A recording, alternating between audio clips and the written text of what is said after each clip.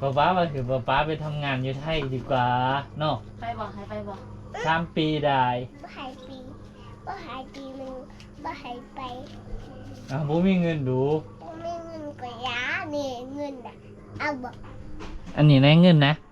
มีเท่าใด5,000มีหลาย นับเบิ่งก็นับถือฟังเด้อเบิ่งมีลายซำใดป้าจะเอาเถอะเด้อโดยอันนี้1,000 กีบคุณไปทำงานคุณยายมาแล้วนะย้ายมาเลยไปทำงานนางเมย์ย้ายมาแล้วนางเมย์สิไปทำงานเอาเงินมาให้ใครให้ป้าให้ป๊าทำงานเอาเงินมาให้ป้าเราเดี๋ยวนี้บ่คือป้าไปทำงานแล้วเดี๋ยวพอไปพอแล้ววะงามวะเดี๋ยวนี้บ่ให้พ่อไปทำงานแล้วจังว่าไงว่านี่สิไปทำงานแล้วเงินมาให้ป้าจังโดยมันช่างอ่ะกระเป๋ามาถือทางป้าว่าคือป้าไปทำงานเอานะนั่งก็อยู่นำแม่เอาเนอะอยู่บ่อยู่นำแม่ไปทำงาน3 ปีได้นี่3 ปีได้เนาะน้ำเมย์อยู่นำป้าเนอะอยู่นำแม่เนอะป้าเกมเครื่องมันเหรอดูไปทำงานอยู่ป่านหลงอัดหลงวานเลยนี่ก็ไปป้าก็ไปลูกก็ไป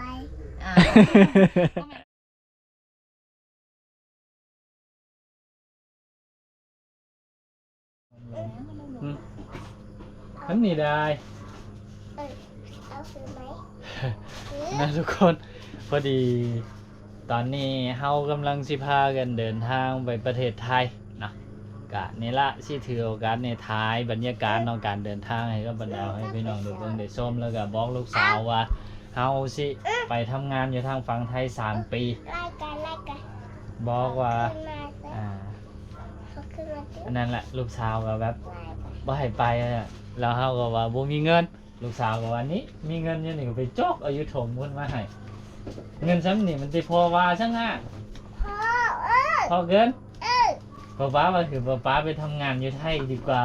เนาะไปบอกให้ไปบอก3 ปีได้บ่หายปีมึงบ่หายไปบ่มีเงินดูบ่มีเงินก็ยานี่เงินน่ะเอาบ่อันนี้ในเงินนะมีเท่าใด5,000มีหลายนับเบิ่งก็นับถือฟังเด้อเบิ่งมีลายซำใดป้าจะเอาเถอะเด้อโดยอันนี้1,000 กีบ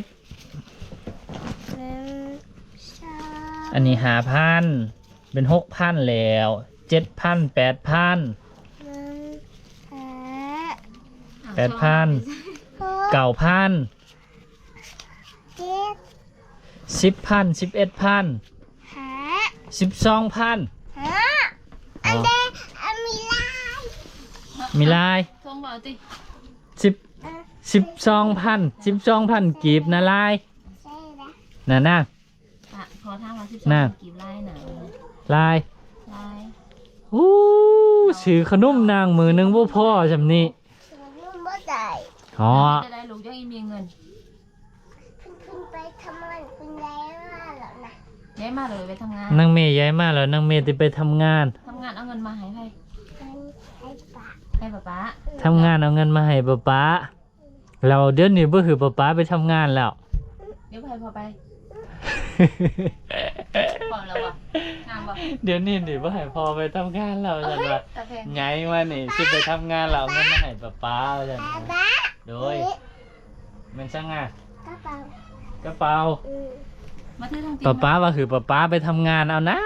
นั่งก็อยู่นำแม่เอาเนอะอยู่บ่อยู่นำแม่ไปทำงาน3 ปีได้นี่3 ปีได้เนาะน้ำเมย์อยู่นำป้าเนอะอยู่นำแม่เนอะป้าเกมเครื่องมันเหรอดูไปทำงานอยู่ป่านหลงอัดหลงวานเลยนี่ก็ไปป้าก็ไปลูกก็ไปก็แม่ป้าไปลูกก็ไปเนี่ยลูกว่าจะคือแต่ป้าไปแล้วก็ลูกอยู่น้ำเมนี่ด้วยลูกอยู่น้ำเมนี่เนอะชอบอยู่กินข้าวกันไหมร้าน ป้าไม่ต้องไปแล้วลูกย้ายมาลูกหันติไปทำงานเอาเงินมาให้ป้าว่าจังเพิ่นบอกว่า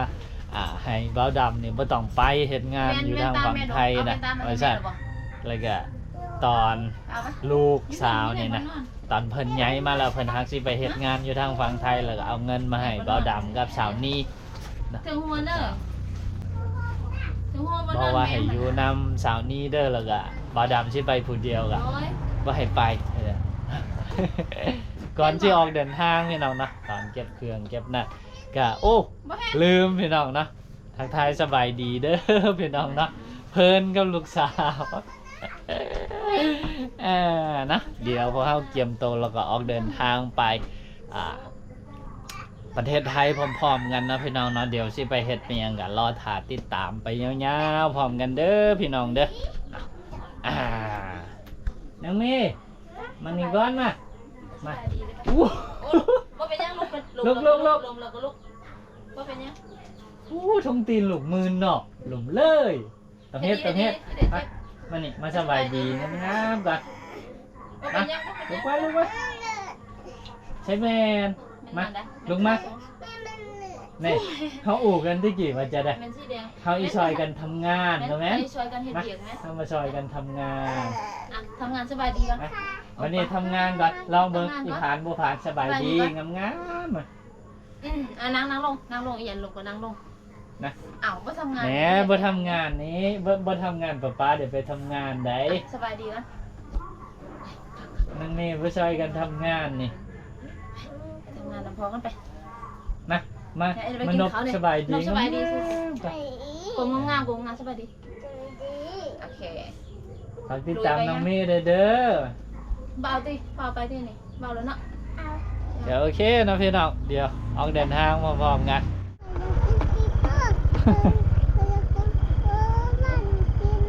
โอ้เพลงก่อนเนาะมนแถดีๆนะเนอะ ดีเด้อ ทางก็ดีนะโอ้เสียดายรถเรา โอ้ยช่างงานทับอ่ะ จ้าง รถทับบางที่นู้นลูกเป็นบันไดนู่นแหละเห็นบอกคุณเห็นบอก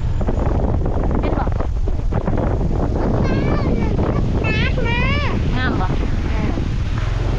สูงบ่โอ้เย็นได้หน่ออาบเลยเนาะ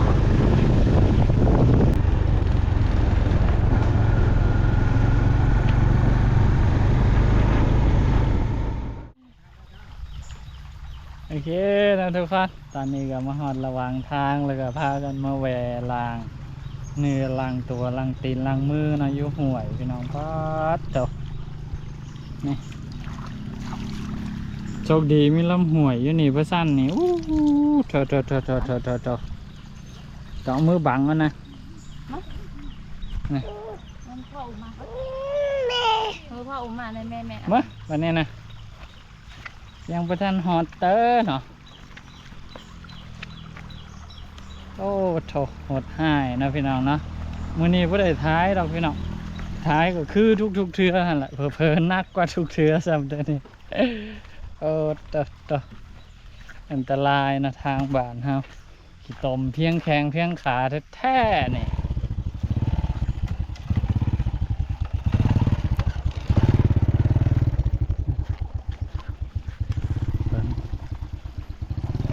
เก่งขนาดนะนี่น้องไปดีโออยู่ดีโอตัวก็เพิ่งรถนี่ต่ำตึกตัก2-3 บาทดี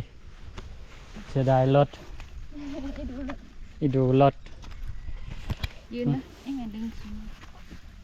สภาพพี่น้อง ดีก็ไปหย่อนหย่อนแล้วจ้ะ ซื้อรถจุบานเฮานะซื้อก็ซื้อแพงพี่น้องมาขี่กับทางบ่ดีเต็มโอ้ยตายก็โอเคนะทุกคนตอนนี้ก็คือมาหอดที่ด่านเป็นเทียบห้อยเนาะกับน้องเมย์พี่น้องแล้วก็กับสาวนี่เนาะก็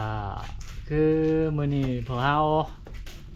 สิมาอยู่แล้วนะแล้วก็น้องเมย์ก็อยากมานำเฮากันเลยเนี่ยพาลูกมาแอลมาลิดพร้อมกันเลยเนาะคันถามว่าเบาดำกับสาวนี่มาลูกสาวก็อยากมานำน่ะแบบบ่อยู่กับปู่กับย่าพ่อแม่ไปใส่ก็อยากไปนำนี่มากะเนาะทางลำบากพี่น้องเอ้ยนะแต่สุดท้ายก็มาฮอดละอ่ะนี่เบิ่งสภาพ เมื่อยบ่ลูก เมื่อยบ่ มื้อหน้ายังมาอยู่บ่มื้อหน้าบ่มา มื้อหน้าให้มาเด้อบ่มื้อหน้าให้พ่อกับแม่มาได้ๆเนาะนางบ่มาเลยเนาะมา ยังอยากมาอยู่กันนะโอ้ทางลำ ที่ บาก ชวน นะ ลงยางเหรอ นี่ คนเขา พอดีปอนเข่าก็